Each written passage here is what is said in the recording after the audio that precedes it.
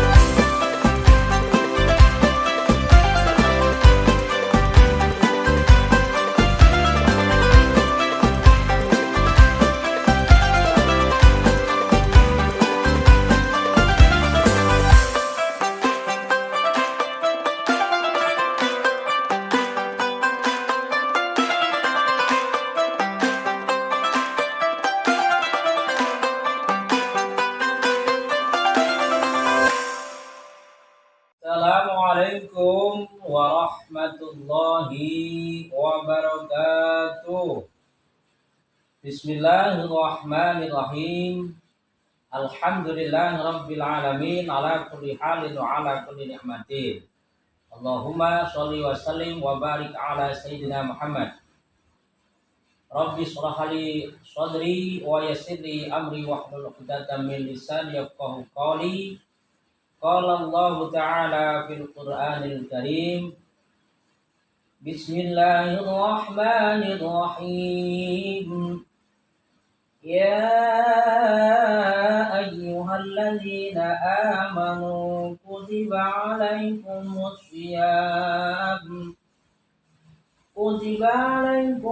shiyam kama kutiba alal ladzina min qablikum la'allakum tattaqun.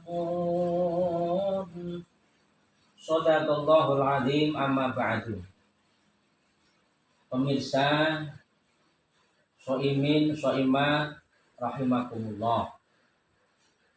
Marilah puji syukur kita panjatkan kehadirat ilahi Rabbi Allah Subhanahu wa Ta'ala di bulan puasa Ramadan 1447 Hijriah, bertepatan dengan tahun 2026. Di hari kedua kita masih diberi nikmat oleh Allah Subhanahu wa Ta'ala kesehatan. Mari kita syukuri masih menjalankan puasa Ramadan.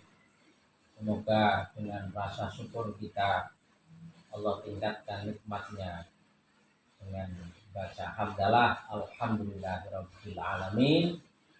Sholawat salam kita aturkan kepada keharibaan junjungan kita Nabi Muhammad sallallahu alaihi wasallam, teladan kita, idola kita. Semoga kita telah mendapatkan syafaatul umatnya. Amin ya rabbal alamin. Pemirsa Soimin Soimat rahimakumullah, dalam kitab Risalatus Siyam ini, kitabnya karya Ki Haji Ahmad Abdul Hamid Al-Qandali, halaman 24 sampai 26, disebutkan bahwa ada 3 tingkatan orang berpuasa Ramadan. Yang pertama, tingkatan awam atau tingkatan umum, yang puasanya karena meninggalkan makan, tidak minum, tidak berhubungan suami istri di siang hari di bulan Ramadan. Kemudian tingkatan yang kedua ada khawas atau khusus, yang tidak hanya tidak makan, tidak minum, tidak berhubungan suami istri di siang hari di bulan Ramadan, tetapi puasa orang ini anggota tubuh badannya pun ikut berpuasa. Kakinya berpuasa, tangannya berpuasa, mulutnya berpuasa, tidak bohong, tidak riba, tidak namimah. Matanya juga berpuasa, tidak melihat hal-hal yang diharamkan oleh Allah Subhanahu wa Ta'ala. Telinganya pun juga berpuasa, tidak mendengar hal-hal yang dimakruhkan atau bahkan diharamkan oleh Allah Subhanahu wa Ta'ala. Puasa yang ketiga, puasa kedua ini tadi tingkatan puasanya orang-orang soleh. Semoga kita juga kelak tahun ini ditingkatkan oleh Allah menuju tingkatan yang kedua, khawas, tingkatan khusus tadi. Nah, yang ketiga adalah tingkatan yang berat ini, yang paling tinggi, khawasul khawas, khususil khusus. Puasanya orang-orang pilihan dari orang-orang yang memang pilihan. Ini tingkatannya puasa para anbiya, para siddiqin. Yang pertama, puasa orang ini menahan hati dari selain Allah.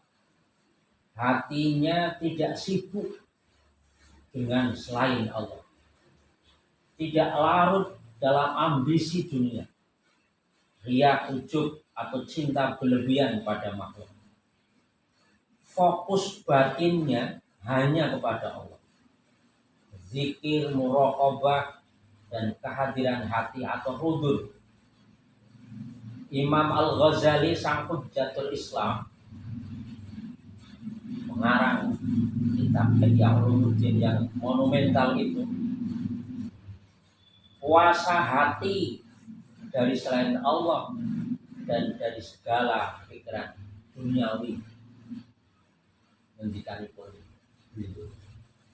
Yang kedua, puasa khawasul khawas ini puasa seluruh anggota batin, bukan hanya fisik, tapi dimensi terdalam jiwa ikut berpuasa. Masya Allah, pikiran dijaga dari was-was dan khayalan maksiat, hati juga dijaga dari iri, sombong, dendam, dan cinta dunia. Ini niat benar-benar murni karena Allah, bukan karena semata demi status spiritual. Yang ketiga, takut rusaknya nilai puasa. Orang di level ini bukan bangga puasanya, justru takut puasanya gugur secara maknawi, takut amalnya tercampur riya, takut hatinya lalai walau tubuhnya taat. Ini sesuai dengan sifat khauf, takutnya para arif billah. Dan yang keempat, orang tingkatan ini ibadahnya tanpa merasa berjasa, dalam tanda petik, tidak merasa aku sudah hebat berpuasa, dalam tanda petik, tidak menghitung-hitung amal, merasa semua taufik semata-mata, rahmat dari Allah. Semakin tinggi makom seseorang, semakin kecil rasa diri. Dan yang terakhir, berpuasa karena Allah, bersama Allah. Bukan sekedar aku berpuasa karena perintah Allah, tetapi aku berpuasa dengan Allah, untuk Allah, dan di hadapan Allah. Ada kesadaran terus-menerus bahwa Allah melihat dan membersamai. Pemirsa rahimakumullah, shaimin shaimat yang dimuliakan Allah, di segmen terakhir sedikit kita cuplikan 3 contoh orang-orang yang berada di makom Khawasul Khawas ini. Yang pertama, junjungan kita Nabi Muhammad SAW. Beliau ini ibadahnya karena cinta dan ma'rifat. Rasulullah sholat malam hingga kakinya bengkak. Maka ketika itu Aisyah istrinya radhiyallahu anha pernah bertanya, "Mengapa engkau wahai Rasul beribadah sedemikian hebat, berat, padahal dosa panjenengan telah diampuni?" Beliau kemudian menjawab, "Tidakkah aku ingin menjadi hamba yang bersyukur? Tidakkah aku ingin menjadi hamba yang bersyukur?" Ini ciri Khawasul Khawas. Ini ibadah bukan karena takut neraka atau berharap surga, tapi murni karena cinta dan syukur kepada Allah. Semoga kita bisa meladani baginda Rasulullah SAW. Ibadah kita karena cinta dan rasa syukur kita kepada Allah. Amin.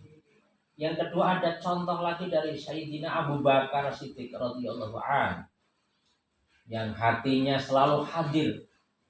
Beliau ini dikenal sangat lembut hatinya. Dalam sholat beliau sering menangis hingga orang di belakangnya sulit mendengar bacaannya. Ketika menjadi khalifah, hidupnya tetap sangat sederhana. Bahkan gajinya hampir tak mencukupi. Ia tidak terikat dunia. Hatinya tenggelam dalam muraqabah. Muraqabah itu merasa diawasi oleh Allah. Salah satu tanda Khawasul Khawas.